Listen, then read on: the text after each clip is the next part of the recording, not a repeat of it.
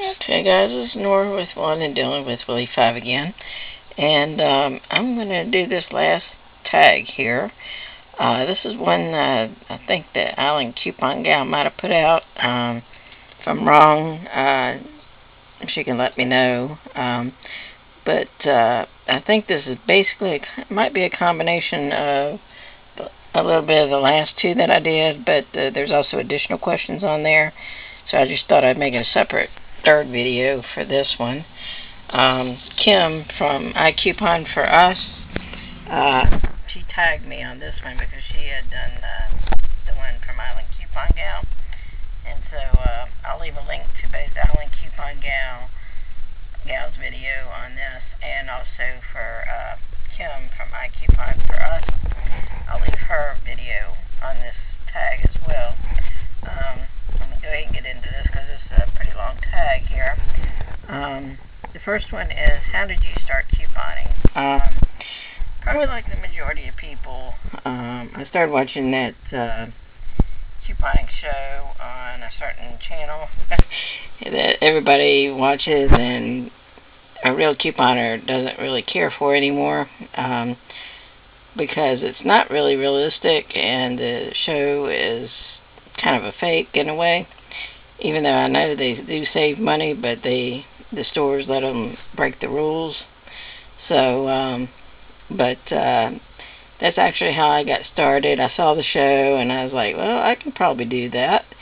So I thought I'd give it a try, and once I got into it I was totally hooked. So I don't save the money that they did on that show, but I do save quite a bit. Second question, how do you feel about after couponing?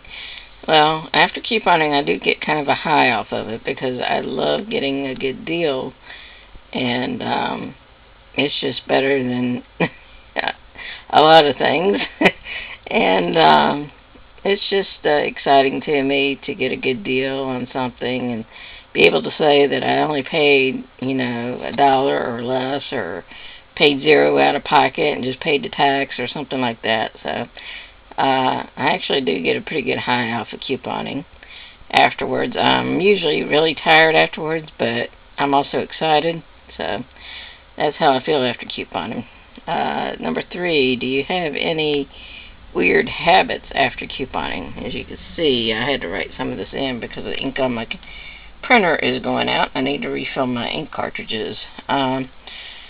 Do I have any weird habits? I don't know if you call them weird habits, but I do, before I go out the store, I do look over my receipts.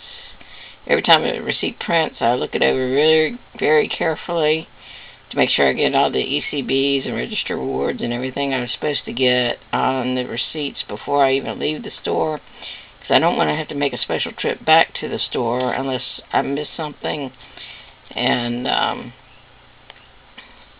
so I do like to check my receipts before I leave the store, and then I just turn around and go back if there's a problem and talk to the same person that I just dealt with in doing my transaction. That way I don't have any confusion. Then I just, when I come home, before I plan to do a video, I'll get all the stuff out of the car and bring it in and bring it here in the computer room and kind of organize it on my little computer desk here and just start doing my video. I sit around and try to think about what I'm going to say on the video, and I look over the receipts again really careful and make sure I know what I'm going to probably talk about when I get on the video, hopefully, but a lot of times I end up rambling like I am now. So that's question number 3. Number 4 is, what items do you have the most of in your stockpile? I think I answered that one on the last video I just did, but I'll do it on this one. Mainly body washes and shampoos, which is something I really do like to get. And, the paper products, the paper towels and the tissue paper, the toilet paper. I didn't used to stock up on that stuff before I started couponing. I just went out and got it as I needed it. I don't have too much of the toilet paper and the paper products just because it takes up so much room. I might have maybe 5 or 6 rolls of each. I don't have a ton of it like some people do. I don't start have probably. I'm sure that 29 Luana's probably got a whole room full of paper products, but anyway, I don't really have a whole lot of that. But the main thing I do like to get, like I said in the last video, is the paper plates, the cups, and the plasticware, because I just cannot deal with not having that around. I like to use the there goes my there goes my telephone. That's my ringtone. I will survive. There's nobody I want to talk to. Anyway, but I do get a lot of the paper plates, the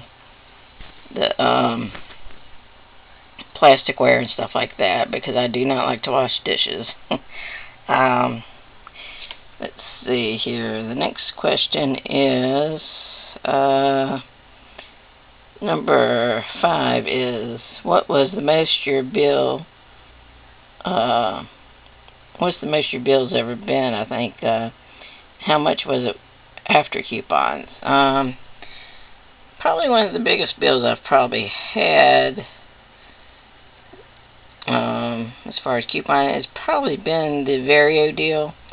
Although I don't really consider that a a big deal because of the coupons that we've had to be able to get the overage on that stuff. But that's probably been my biggest bills. That usually goes.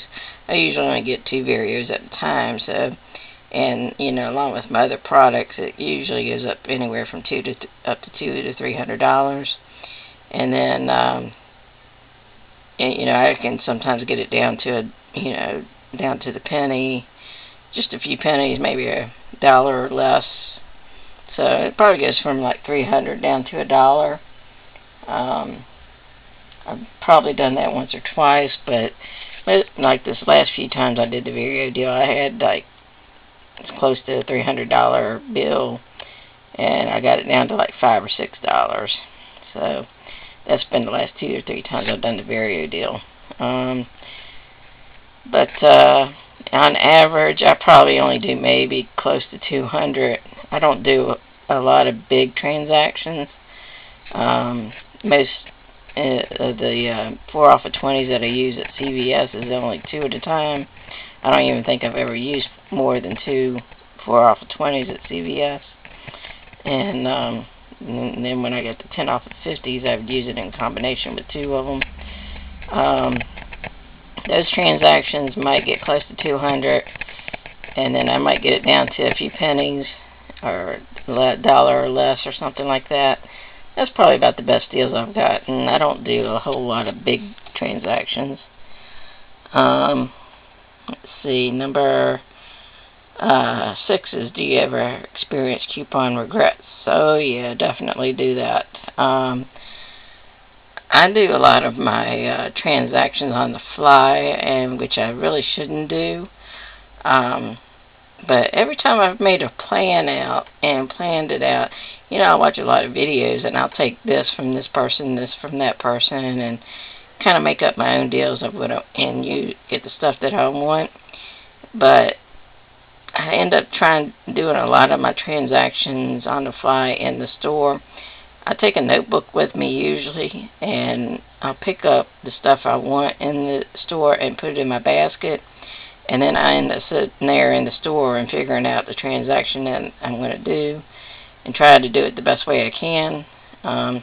Just because when I try to do it here at home and then go in the store, majority of the time they don't have a certain item, and I have to refigure it out anyway, so I might as well just go to the store and pick out the stuff that's there at the store, throw it in the basket, and then figure it out. So I do tend to stay a lot in the stores, and the people in there tend to know me and know how I shop, and I'll get some of the cashiers will be walking around the store and say, you got your transactions together yet?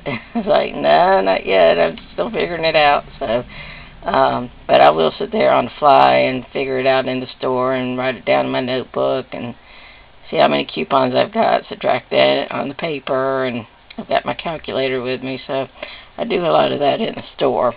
I just find that, I might as well do it that way because it always gets messed up when I get to the store anyway if I've tried to figure it out at home.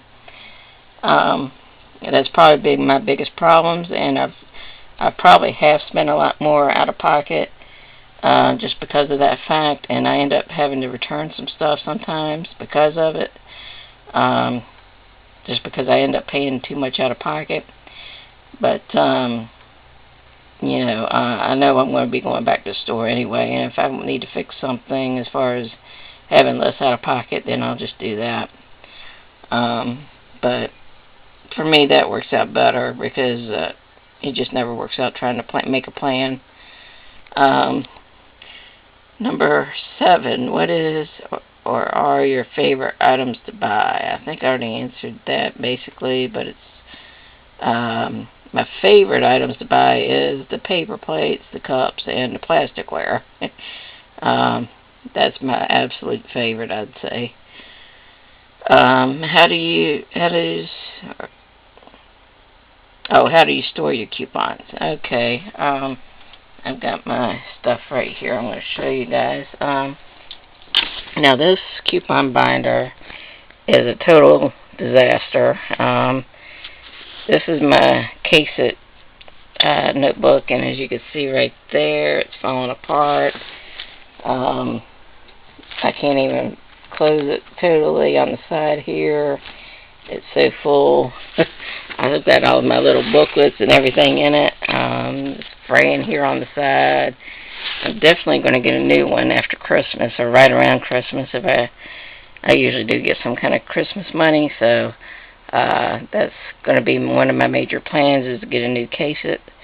And if I can find one bigger than this, then that'd be great. But this is my coupon binder. It's got the strap I carry around, put it around my neck and my shoulder to carry it into the store, into the basket, and then I just flop it open in the basket.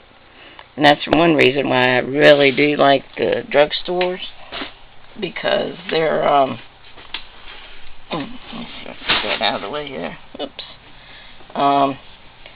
I do like those little baskets. I can't stand the big baskets like at Target and Walmart and stuff like that, because since I'm in a wheelchair, I really don't like those because they're so much bigger than me.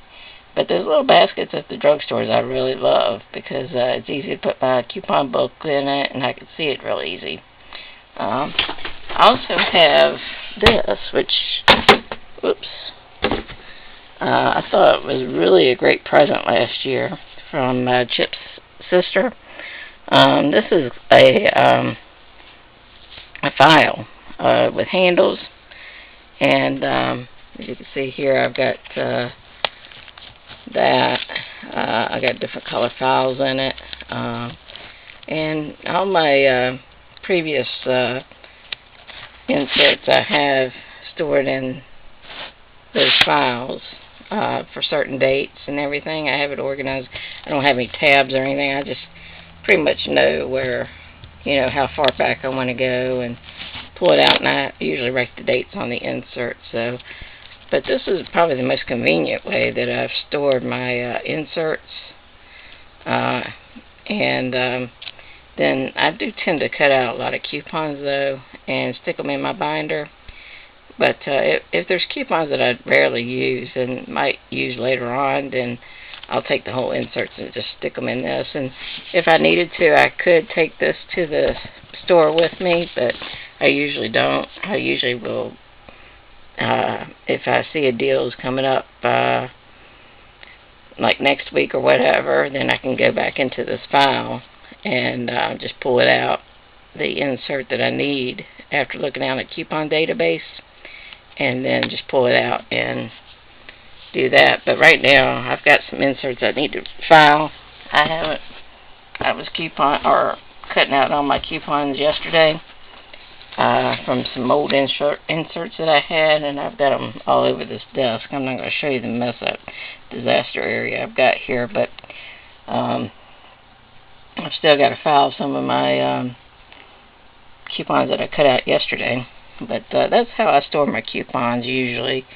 I just clear out the old coupons that I don't need, and there's just like 4 or 5 coupons in a insert that I don't or that's getting ready, that needs to be thrown away. I'll just cut out the few that might have later expiration dates and just take those out, throw those away, and then put my new inserts in the little binders there, or in the little files, I mean. Okay, the next question was, do you prefer to shop alone, or do you have a couponing buddy? Nope, I actually love to go couponing myself. I'm in a wheelchair, but I do prefer to do it myself, and I definitely do not like to go with Chip because he hates couponing. Really, I mean, he loves getting the stuff that I coupon for and all the treats that I bring in and everything. But if I take him to the store, it's like within an hour, it's like, okay, let's go. And so I never get done with what I'm going to get, if I take him with me. And usually if we go to Walmart or something like that, it's usually, I don't have much time, so I have to rush around to do what I want to get. So I definitely like to coupon alone, and I lose my concentration too if I have any distractions. So I have to sit there and concentrate on what I'm doing. So being by myself is the best way for me to coupon. Let's see here, my ink went, so I need to try to figure out what this next one is. Who is your favorite YouTube couponer? I don't think I'm going to answer that because I got a ton of people I'm subscribed to, and everybody that I watch has some type of value as far as the information they give, so I'm definitely not going to answer that question. Everybody's video that I watch, I get something out of. Number 11, briefly describe your worst couponing experience. Let me think. I really haven't had a really bad couponing experience. Rite Aid I've had some problems with, and just because of attitudes and stuff, and it's just people that work there that I just don't like to deal with. Certain Rite Aids that I go to, there's one Rite Aid I found that I like pretty good, but I just don't like getting the looks that I get. People think I get the look. You get that look like, oh, you're stealing from the store or something, when you're not. And I just don't like to get those looks. There's some Rite Aids that I've been avoiding lately, but and I just go to the ones that are more friendly, but the Rite Aids have probably been my biggest problems as far as couponing goes. But I haven't had a big major experience there because I just don't like confrontation, and I can always go to a higher level, district manager or whatever, and get the person in trouble, so I just don't believe in getting myself all worked up over couponing, and and I can always get the person in trouble if I really wanted to that's giving me a problem. So I just deal with it that way. Let's see, are you a proud couponer? Oh yeah, definitely. I take my coupon binder in the stores, and I get a lot of people that give me the weird look, like, oh, she's an extreme couponer and stuff like that. And I get a lot of comments like that when I go in the store. Oh, you're extreme couponer. I was like, no, not really. I just like to use coupons, and that's usually what I tell them. But, and then you get these people that are